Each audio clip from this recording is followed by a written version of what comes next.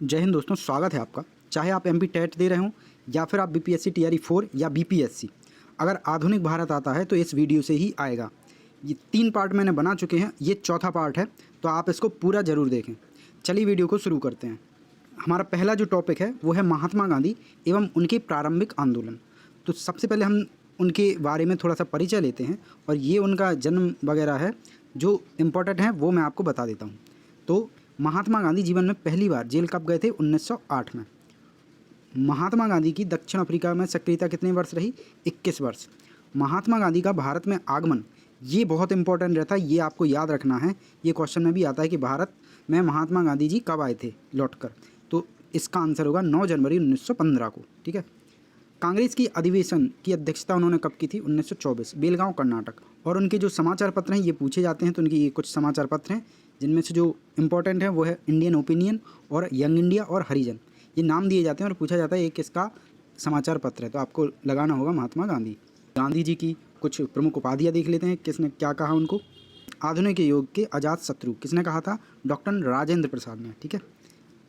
अब ये कुछ और भी हैं तो और देख लेते हैं। मलंग बाबा किसने कहा था? कवालियों ने। बापू किसने कहा था? जवाहरलाल नेहरू ने। देशद्रोह फकीर किसने कहा था? विंस्टन चर्चिल ने। भिखारियों का राजा किसने कहा था? पंडित मदन मोहन मालवीय ने। राष्ट्रपिता किसने कहा था? सुभाष चंद्र बोस ने। और अर्धनग्न फकीर किसने कहा था? Winston Churchill. One man boundary force किसने कहा था? लॉर्ड माउंटबेटन द्वारा। ये क्यों कहा गया था? क्योंकि जब भारत आज़ाद हुआ था तो सभी लोग लाल किले पर इसका जश्न मना रहे थे, लेकिन जो गांधी जी थे वो नोआखाली में पहुंच गए थे अकेले दंगा को रोकने के लिए। ठीक है। इस वजह से उनको वन मैन बाउंड्री फोर्स कहा था किसने? माउंटबेटन ने। और महात्मा की उपाधि किसने दी? रविन्द्रनाथ टैगोर। ये काफ़ी बार पूछा जाता है। वॉयकम सत्याग्रह 1924-25 अस्पृश्यता की कुप्रथा के विरुद्ध त्रावणकोर केरल में चलाया गया था। चलिए, अब ये हमारे इंपॉर्टेंट चीज़ें आने वाली हैं, तो आप वीडियो में बने रहिएगा। महात्मा गांधी के किस वर्ष दक्षिण अफ्रीका से भारत आए? ये आए थे 9 जनवरी सन 1915 में। किसने गांधी जी को सर्वप्रथम महात्मा के तौर पर संबोधित किया? तो अभी आपने पढ़ा था, कौन था? रविन्द्रनाथ टैगोर। स्वाधीनता आंदोलन के दौरान महात्मा गांधी के घनिष्ठ अंग्रेज मित्र कौन थे? ये थे चार्ली एंड्रयूज़। ठीक है। इनको दीनबंधु भी कहते थे। फिनिक्स फॉर्म की स्थापना कहाँ की थी? इन्होंने डरबन में। ये इनका आश्रम था। ठीक है। महात्मा गांधी के राजनीतिक गुरु कौन थे? ये थे गोपाल कृष्ण गोखले। भारत में स्वतंत्रता आंदोलन के दौरान महात्मा गांधी द्वारा अहमदाबाद में साबरमती के किनारे एक आश्रम बनाया गया, जिसे साबरमती आश्रम के नाम से जाना जाता है। गांधी जी की दृष्टि में अहिंसा का क्या अर्थ है? उनकी सत्य की प्राप्ति का मार्ग। भारतीय कपड़ा व्यापारी, बैंकर, कांग्रेसी, महात्मा गांधी के निकट सहयोगी, ये विशेषण किसका परिचय देते हैं? ये देते हैं जमुना लाल बजाज का, जो उनके साथ रहते थे हमेशा। अब गांधी जी ने कुछ आंदोलन और सत्याग्रह किए हैं, उनके बारे में जान लेते हैं। सबसे पहला जो आंदोलन है वो किया था चंपारण सत्याग्रह 1917 में। यह प्रथम वास्तविक किसान सत्याग्रह था। 3/20 भाग पर अनिवार्य नील की खेती के विरुद्ध सत्याग्रह, जिसे तिनकठिया पद्धति भी कहते हैं, ये बिहार में चलाया गया था। अहमदाबाद मजदूर आंदोलन, ये 1918 में चलाया गया था महात्मा गांधी जी के द्वारा। ये उनकी पहली भूख हड़ताल भी यहीं हुई थी। नेक्स्ट है आपका खेड़ा सत्याग्रह, जो कि 1918 से चला गया था, प्रथम पूर्ण किसान सत्याग्रह के लिए। खिलाफत आंदोलन 1919, सर्वप्रथम असहयोग आंदोलन की अभिव्यक्ति। असहयोग आंदोलन 1920, जन आंदोलन की अभिव्यक्ति। सविनय अवज्ञा आंदोलन, इसको दांडी मार्च भी कहते हैं, ये 1930 में। नमक सत्याग्रह भी इसको कहते हैं, चलाया गया था। व्यक्तिगत सत्याग्रह 1940 में, उपनाम था इसका दिल्ली चलो आंदोलन। भारत छोड़ो आंदोलन व अगस्त क्रांति, ये चलाया गया था 1942 में। गांधी जी ने इसमें नारा दिया था, करो या मरो। ये लास्ट वाली लाइन पढ़ लेते हैं कि पुणे की येरवदा में स्थित आगा खां पैलेस को सुल्तान मोहम्मद शाह आगा खान द्वितीय ने 1892 में बनवाया जाता। महात्मा गांधी जी के अब कुछ प्रमुख आश्रम हम लोग देख लेते हैं जो पूछे जाते हैं कभी, तो आपको याद रहने चाहिए। फिनिक्स फॉर्म कहाँ पे है? डरबन, दक्षिण अफ्रीका। ये बनाया था 1904 में। टॉल्स्टॉय फॉर्म कहाँ पे है? जोहान्सबर्ग, दक्षिण अफ्रीका। ये बनाया था 1910 में। साबरमती आश्रम ये कहाँ पे है? ये अहमदाबाद में है, साबरमती नदी के तट पर। ये कब बनाया गया था? 1915 में। सत्याग्रह आश्रम ये बनाया गया अहमदाबाद में, कोचरब में, 1915। अनासक्ति आश्रम कहाँ बनाया था? उत्तराखंड में, 1929 में। सेवाग्राम आश्रम कहाँ बना था? वर्धा, महाराष्ट्र, 1936। भारत के स्वतंत्रता संघर्ष के दौरान सबसे पहले सत्याग्रह किसने किया था? ये किया था महात्मा गांधी जी ने। महात्मा गांधी भारतीय राष्ट्रीय कांग्रेस के अधिवेशन में सर्वप्रथम सम्मिलित कब हुए? ये हुए थे कलकत्ता अधिवेशन 1901 में। इसने कहा कि विदेशी वस्त्रों की बर्बादी ही उनके साथ सर्वोत्तम व्यवहार है। ये कहा था महात्मा गांधी जी ने। वर्ष 1915 में दक्षिण अफ्रीका से लौटने के पश्चात गांधी जी ने वर्ष 1917 में चंपारण के किसानों के शोषण के विरुद्ध अपना पहला सफल सत्याग्रह प्रारंभ किया था। दक्षिण अफ्रीका में रहते हुए महात्मा गांधी ने किस पत्रिका का प्रकाशन किया था? ये किया था Indian opinion. Unto the last नामक पुस्तक के लेखक कौन थे? John Ruskin. महात्मा गांधी को सर्वप्रथम राष्ट्रपिता किसने कहकर संबोधित किया था? ये किया था सुभाष चंद्र बोस जी ने। महात्मा गांधी के नाम से पहले महात्मा शब्द किस आंदोलन के बाद लगा? ये जोड़ा गया चंपारण सत्याग्रह के पश्चात। गांधी जी की मृत्यु पर किसने कहा था हमारे जीवन से प्रकाश चला गया? जवाहरलाल नेहरू ने। महात्मा गांधी के चंपारण सत्याग्रह में बिहार के किसान राजकुमार शुक्ल भी शामिल थे। इन्होंने चंपारण के किसानों की समस्या समाधान हेतु गांधी जी को बिहार आमंत्रित किया था और ये कब किया था? 1916 के लखनऊ अधिवेशन में। महात्मा गांधी के चंपारण सत्याग्रह का विरोध किसने किया था? ये किया था NG रंगा ने। नेक्स्ट टॉपिक बहुत ही most important topic, Rowlatt Act और जलियांवाला बाग हत्याकांड। अगर आपने TRE 3 दिया होगा तो आपको पता होगा इस टॉपिक की इंपॉर्टेंस, और आप भारत में कोई भी एग्जाम देते हैं तो इस टॉपिक से 1-2 क्वेश्चन आपको मिल ही जाते हैं। तो चलिए इसको हम बहुत ध्यान से देखेंगे। ब्रिटिश शासन द्वारा मार्च 1919 में लाए गए रॉलेट एक्ट का मुख्य उद्देश्य क्या था? ये था क्रांतिकारियों का दमन करना। भारत में बढ़ रही क्रांतिकारियों के दमन के लिए सरकार ने वर्ष 1917 में न्यायाधीश सिडनी रॉलेट की अध्यक्षता में एक समिति गठित की। इसका उद्देश्य क्रांतिकारियों को कुचलने के लिए एक प्रभावी योजना का निर्माण करना था। इसके सुझावों पर मार्च 1919 में पारित विधेयक रॉलेट एक्ट के नाम से जाना गया। जब रॉलेट एक्ट पारित हुआ उस समय भारत का वायसराय कौन था? ये थे लॉर्ड चैम्सफोर्ड। इस औपनिवेशिक कानून को बिना वकील, बिना अपील, बिना दलील के नाम से जाना जाता है। ये है रॉलेट एक्ट।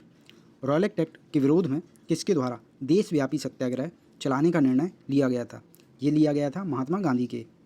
रॉलेट एक्ट के विरोध में किसने लगान न देने के लिए आंदोलन चलाने का सुझाव दिया था? ये दिया था स्वामी श्रद्धानंद ने। The anarchical and revolutionary crime act 1919 को सामान्य बोलचाल में क्या कहा जाता है? तो इसको रॉलेट एक्ट। जलियांवाला बाग नरसंहार के पहले कौन सी महत्वपूर्ण घटना घटी थी? ये थी रॉलेट एक्ट पारित होना। पंजाब के अमृतसर शहर में जलियांवाला बाग हत्याकांड कब हुआ था? ये हुआ था 13 अप्रैल 1919 को। रॉलेट सत्याग्रह के दौरान पंजाब के 2 लोकप्रिय नेता डॉक्टर सैफुद्दीन किचलू, डॉक्टर सत्यपाल की गिरफ्तारी और ब्रिटिश दमन का विरोध करने के लिए 13 अप्रैल 1919 को वैसाखी के दिन अमृतसर के जलियांवाला बाग में एक सार्वजनिक सभा बुलाई गई थी, जहां जनरल डायर निहत्थी भीड़ पर गोलियां चलवाकर 1000 लोगों की हत्या कर दी गई। इस घटना को जलियांवाला बाग हत्याकांड के नाम से जाना जाता है। जलियांवाला बाग हत्याकांड के बाद किस विख्यात व्यक्ति ने ब्रिटिश सरकार द्वारा प्रदान की गई नाइट हुड की उपाधि वापस कर दी? ये थे रविन्द्रनाथ टैगोर। जलियांवाला बाग हत्याकांड के विरोध में वायसराय की कार्यकारिणी परिषद की सदस्यता से किसने इस्तीफा दे दिया? के शंकरन नायर। इनके ऊपर केसरी 2 भी बनी है, अक्षय कुमार की पिक्चर, बहुत अच्छी पिक्चर है, आप जाके देख सकते हैं।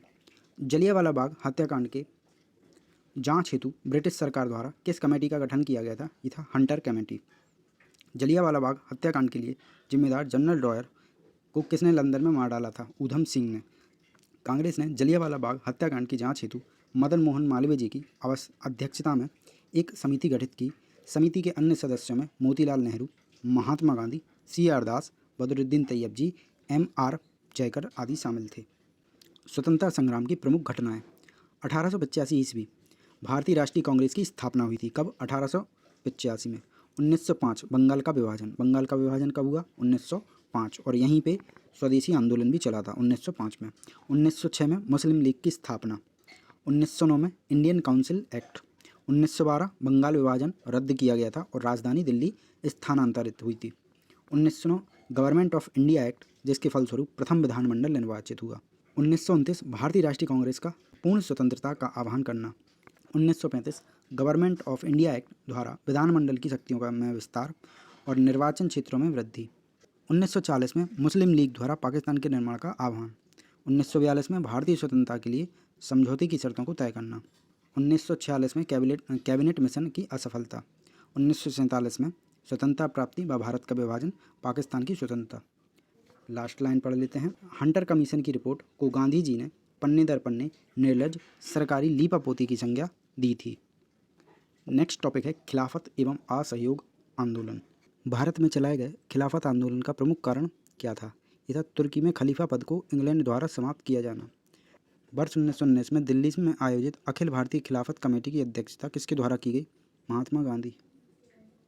वर्ष 1920 में इलाहाबाद में आयोजित सम्मेलन के दौरान खिलाफत समिति के द्वारा गांधी जी को असहयोग आंदोलन प्रारंभ करने का अनुरोध किया गया था। खिलाफत आंदोलन के प्रमुख नेता कौन थे? शौकत अली और मोहम्मद अली। भारतीय राष्ट्रीय कांग्रेस ने पहला असहयोग आंदोलन किस वर्ष प्रारंभ किया? 1920 में। वर्ष 1920 में नागपुर अधिवेशन में असहयोग आंदोलन के प्रस्ताव को किसने प्रस्तावित किया? CR दास ने। असहयोग आंदोलन के दौरान किस व्यक्ति ने अपनी वकालत छोड़ दी थी? ये छोड़ी थी चित्तरंजन दास ने। स्वराज का नारा गांधी जी ने कब दिया था? असहयोग आंदोलन के समय। असहयोग आंदोलन के दौरान महात्मा गांधी ने केसर हिंद की उपाधि त्याग दी थी। वर्ष 1921 में असहयोग आंदोलन का मुख्य परिणाम क्या था? हिंदू मुस्लिम की एकता। महात्मा गांधी द्वारा चलाया गया प्रथम जन आंदोलन कौन सा था? ये था असहयोग आंदोलन। प्रथम आंदोलन की बात करें तो वो था चंपारण, लेकिन प्रथम जन आंदोलन ये था असहयोग आंदोलन।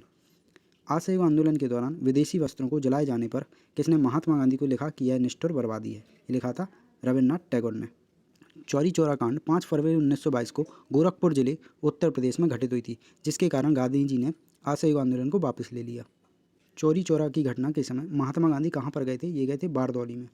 असहयोग आंदोलन कब समाप्त हुआ? यह 1922 में। असहयोग आंदोलन के दौरान मोतीलाल नेहरू, CR दास, C राजगोपालाचारी, वल्लभ भाई पटेल, आसफ अली, T प्रकाशन व राजेंद्र प्रसाद जैसे मुख्य वकीलों ने अपनी वकालत छोड़ दी।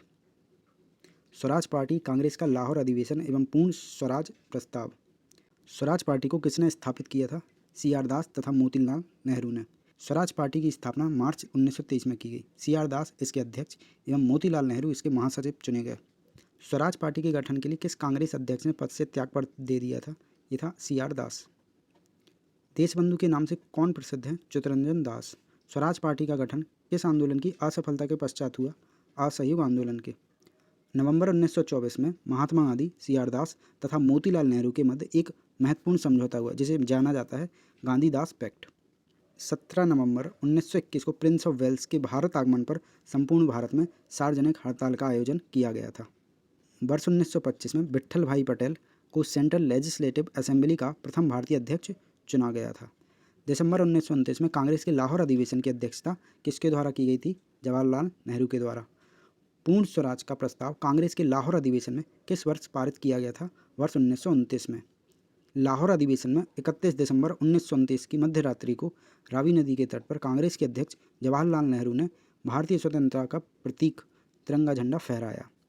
कांग्रेस कार्य समिति द्वारा पूर्ण स्वाधीनता दिवस किस दिन मनाया गया? ये मनाया गया 26 जनवरी 1930। नेहरू रिपोर्ट कांग्रेस के किस अधिवेशन में निरस्त घोषित कर दी गई? ये लाहौर अधिवेशन 1929 में। साइमन कमीशन को किस वर्ष नियुक्त किया गया था? ये किया गया था वर्ष 1927 में। साइमन कमीशन का गठन क्यों किया गया था? भारत शासन अधिनियम 1919 की समीक्षा हेतु। भारतीयों ने साइमन कमीशन का बहिष्कार क्यों किया था? क्योंकि इसमें कोई भी भारतीय सदस्य नहीं था। साइमन कमीशन के विरोध में हुए लाठीचार्ज में लाला लाजपत राय घायल हुए तथा कुछ दिनों बाद उनकी मृत्यु हो गई। पंजाब केसरी की उपाधि किसे दी गई थी? ये दी गई थी लाला लाजपत राय को। साइमन कमीशन की नियुक्ति किसने की थी? ये की थी बर्केनहेड ने। साइमन कमीशन को किस अन्य नाम से जाना जाता है? ये जाना जाता है श्वेत कमीशन। साइमन कमीशन का समर्थन किया था भीमराव अंबेडकर जी ने। साइमन आयोग की नियुक्ति के समय किसके द्वारा भारतीयों को समक्ष सर्वसम्मति से संविधान बनाने की चुनौती रखी गई? बर्केनहेड। मोतीलाल नेहरू की अध्यक्षता वाली समिति ने अगस्त 1928 में अपनी रिपोर्ट प्रस्तुत की, जिसे नेहरू रिपोर्ट के नाम से जाना जाता है। इस रिपोर्ट में भारत के नए डोमिनियन संविधान का प्रारूप प्रस्तुत किया गया था। नेक्स्ट टॉपिक है सविनय अवज्ञा आंदोलन।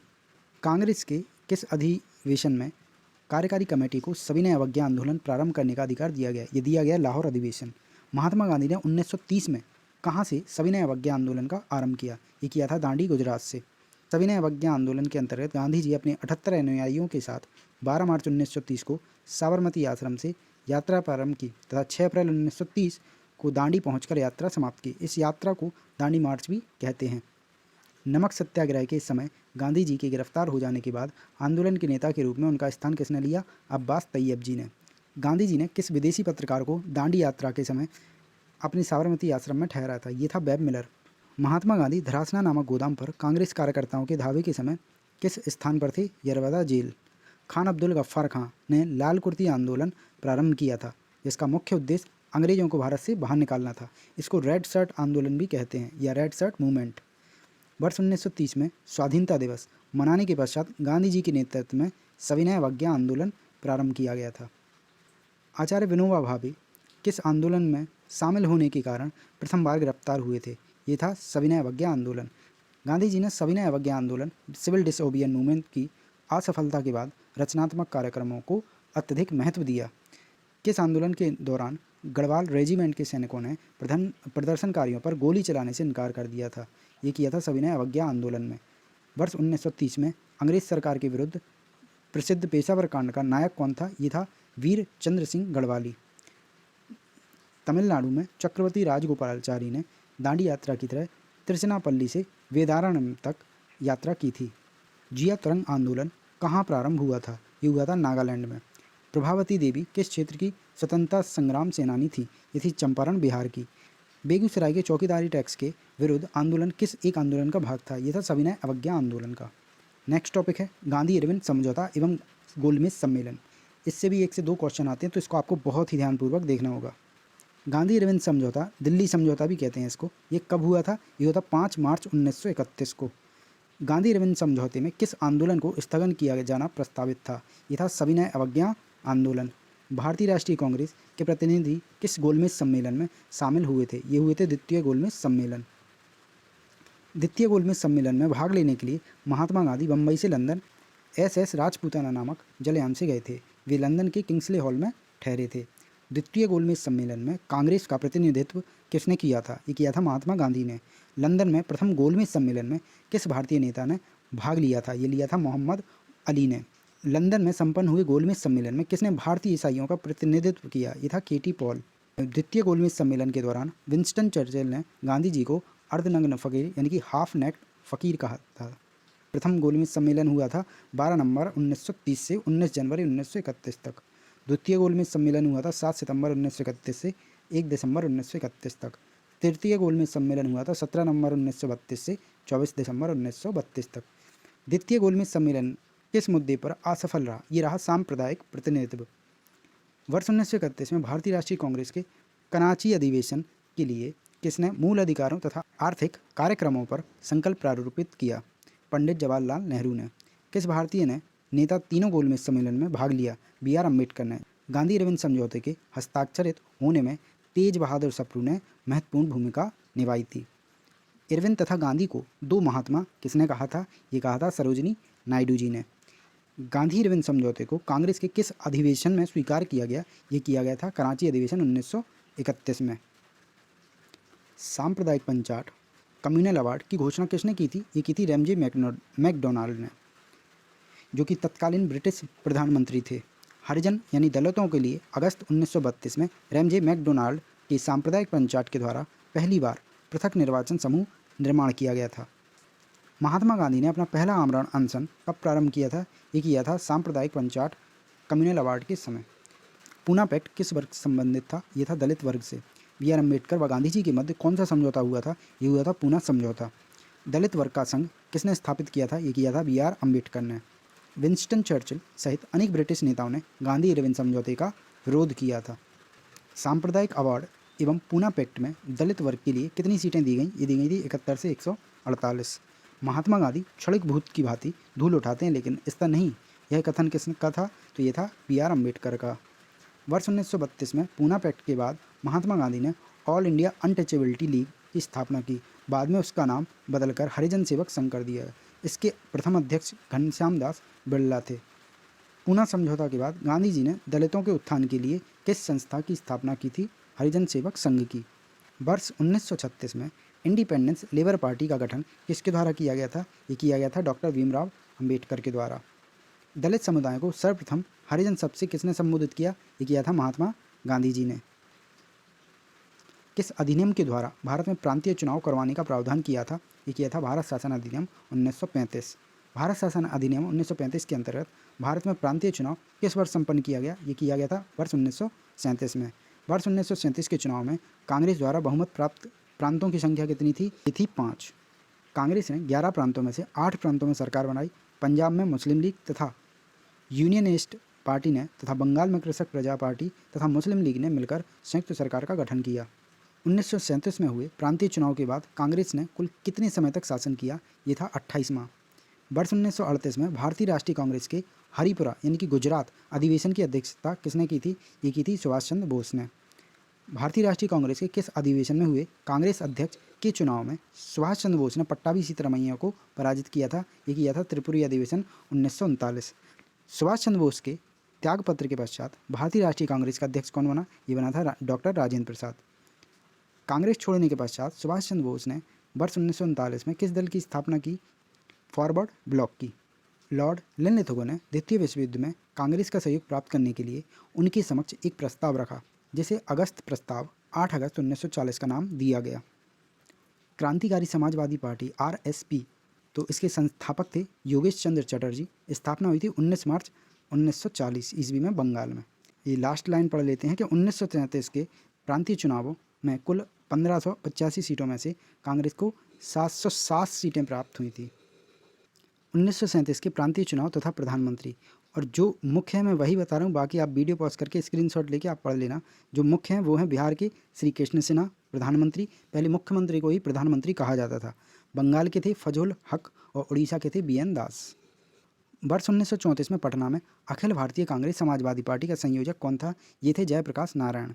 बिहार सोशलिस्ट पार्टी के संस्थापक जयप्रकाश नारायण, जिन्हें लोकनायक के नाम से जाना जाता है। वर्ष 1937 के चुनाव के पश्चात संयुक्त प्रांत में गठित मंत्रिमंडल में वित्त विभाग के प्रमुख कौन थे? ये थे रफ़ी अहमद किदवई। कांग्रेस समाजवादी दल का प्रमुख नेता कौन था? आचार्य नरेंद्र देव। कांग्रेस सोशलिस्ट पार्टी की पहली बैठक कहाँ हुई थी? ये हुई थी पटना 1934 में। थोड़ी सी जानकारी दी गई है फॉरवर्ड ब्लॉक के बारे में, थोड़ी सी पढ़ लेते हैं। इसके संस्थापक कौन थे? सुभाष चंद्र बोस। स्थापना कब हुई थी? 3 मई 1939 मूकर उन्नाव में। उद्देश्य क्या था? उद्देश्य था सभी साम्राज्यवादी विरोधी शक्तियों को संगठित करना और अनिवार्य संघर्ष की पूर्ति हेतु तत्पर रहना। इसके अन्य सदस्य देवव्रत विश्वास, जो कि महासचिव थे, विश्व संभर दयाल त्रिपाठी, जो कि राष्ट्रीय महामंत्री थे, तथा स्वामी सहजानंद। नेक्स्ट टॉपिक है द्वितीय विश्व युद्ध, पाकिस्तान की मांग एवं व्यक्तिगत सत्याग्रह। द्वितीय विश्व युद्ध कब प्रारंभ हुआ था? 1 सितंबर 1939 को। द्वितीय विश्व युद्ध के प्रारंभ के समय भारत का वायसराय कौन था? ये था Lord Linlithgow. Viceroy Lord Linlithgow ने द्वितीय विश्व युद्ध में भारत को जर्मनी के विरुद्ध युद्धग्रस्त राष्ट्र कब घोषित किया? ये किया था 17 अक्टूबर 1939 को। भारतीय विधानमंडल की सहमति के बिना वायसराय द्वारा भारत के विश्व युद्ध में शामिल कर लिए जाने के कारण कांग्रेस ने सभी प्रांतीय विधानमंडलों में 28 माह के शासन के बाद त्यागपत्र दे दिया था। कांग्रेस के विधानमंडल से इस्तीफा दिए जाने के कारण मुस्लिम लीग द्वारा मुक्ति दिवस तथा धन्यवाद दिवस कब मनाया गया था? ये मनाया गया था 22 दिसंबर 1949 को। द्वितीय विश्व युद्ध के समय प्रधानमंत्री कौन था? ये था विंस्टन चर्चिल। द्वितीय विश्व युद्ध के समय भारतीय राष्ट्रीय कांग्रेस की रणनीति क्या थी? ये थी पूर्ण स्वतंत्रता का आश्वासन मिलने पर ब्रिटेन का सहयोग करना। वर्ष 1930 में मुस्लिम लीग के इलाहाबाद अधिवेशन में सर्वप्रथम किसके द्वारा एकल मुस्लिम राष्ट्र की मांग की गई थी? ये की गई थी मोहम्मद इकबाल के द्वारा। वर्ष 1933 में पाकिस्तान शब्द का प्रयोग सर्वप्रथम किसके द्वारा किया गया था? ये किया गया था चौधरी रहमत अली के द्वारा।